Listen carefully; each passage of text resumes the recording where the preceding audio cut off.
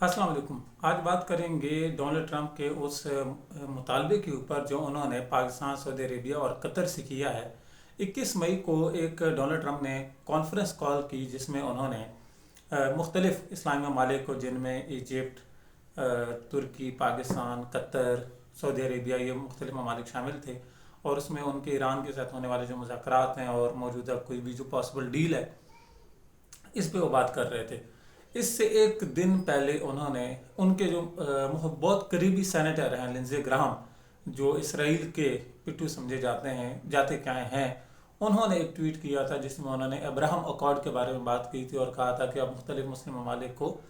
اسرائیل کو، یا جو ابراہم اکارڈ ہے، اس کو جوائن کر لینا چاہیے۔ اب ابراہم اکارڈ جو ہے، یہ بیسیکلی ایک معاہدہ ہے جو 2020 میں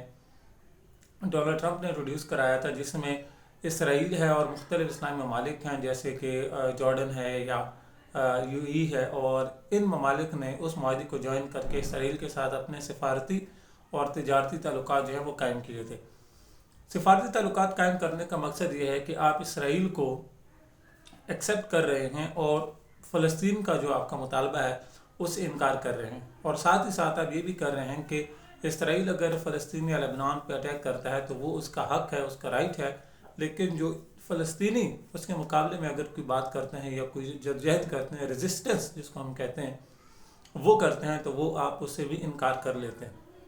اب پوری دنیا میں کچھ ہی مسلمان ممالک ایسے ہیں جو کہ امپورٹنس رکھتے ہیں، جن میں خوش قسمتی سے پاکستان بھی ایک ہے۔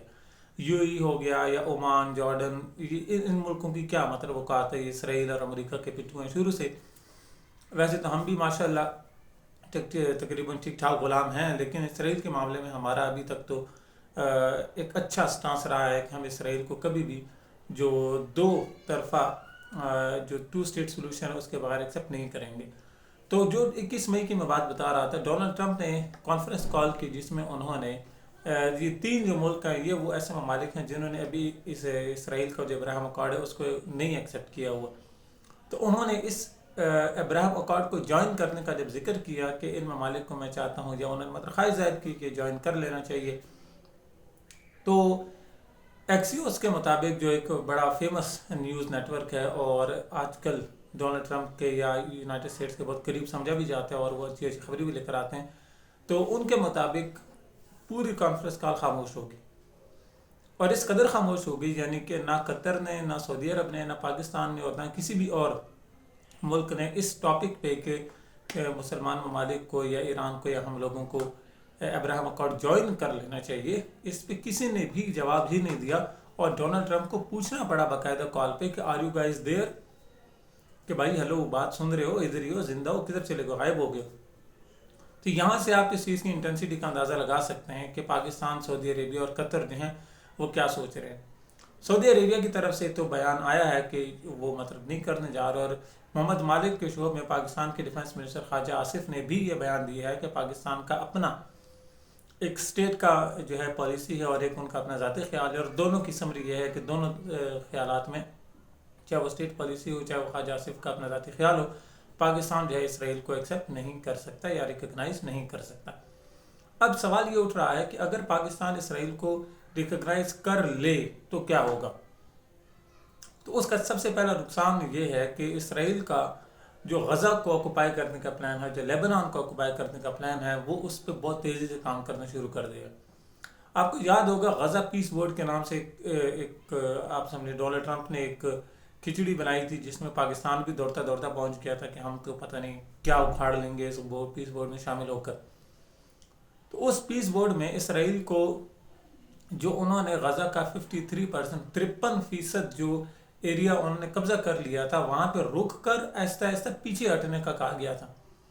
کہ اسرائیل اب آہستہ آہستہ پیچھے ہٹے گا۔ پیچھے ہٹنا تو دور کہ اسرائیل نے اس پیس بورڈ کے بعد اس 53% کے قبضے کو بڑھا کر 60% کر دیا، اور آج انہوں نے اسرائیل کے prime minister Benjamin Nitin Yahoo نے اپنی فوج کو یہ حکم دے دیا کہ وہ 60% سے بڑھا کر 70% کر دیں، اور غزہ کا 70% جو حصہ ہے وہ اب اسرائیل کے قبضے میں چلا جائے گا۔ یہیں سے آپ اندازہ لگا لیں کہ جب پاکستان، ترکی،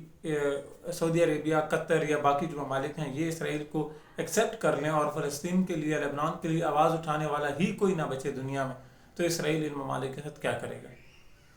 दूसरी बात,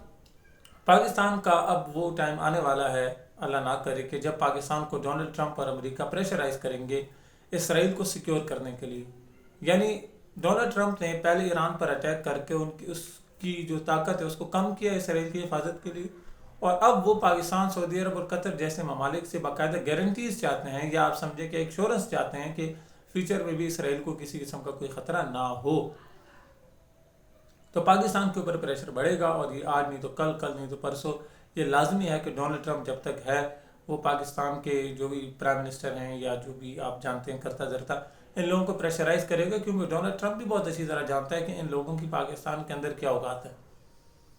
तो फिर जिस तरह हमारी इस्टेब्लिशमेंट हमारी सिविल गवर्नमेंट को ब्लैकमेल करती है, उसी तरह ट्रंप फिर इन दोनों को ब्लैकमेल करेगा और उनके ऊपर प्रेशर डालेगा। लेकिन पाकिस्तान के लिए ना तो इंटरनेशनली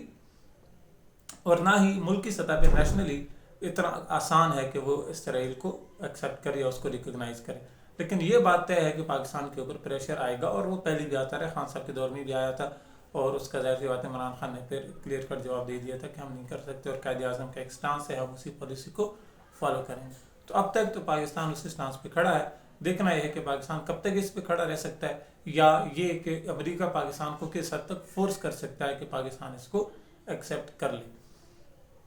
दूसरी तरफ ईरान के जो उनका माहिदा है इसराइल के साथ, उसके बारे में अजीब व गरीब सी खबरें जो हैं वो ब्रिटिश और साथ ही अमेरिकन जो न्यूज़ हैं, जो अखबारात हैं, जो मीडिया है, उनमें छपना शुरू हो गई हैं, और 10 पॉइंट्स जो हैं वो छप रहे हैं, जिसमें हम नेक्स्ट वीडियो में डिटेल से डिस्कशन करेंगे। मैं इस पर अलग से वीडियो बनाऊंगा, लेकिन उसका वन लाइनर ये है कि अगर जो खबरें छप रही, अगर ऐसा ही है और ईरान ने ऐसी ही कोई प्रपोजल दी है, तो समझें कि ईरान ने अपने लिए सरेंडर का जो एक ड्राफ्ट है उस पर दस्तखत कर लिए हैं, और बहुत जल्द ईरान से ये जो मजहबी हुकूमत है ये ख़त्म हो जाएगी। Thank you very much.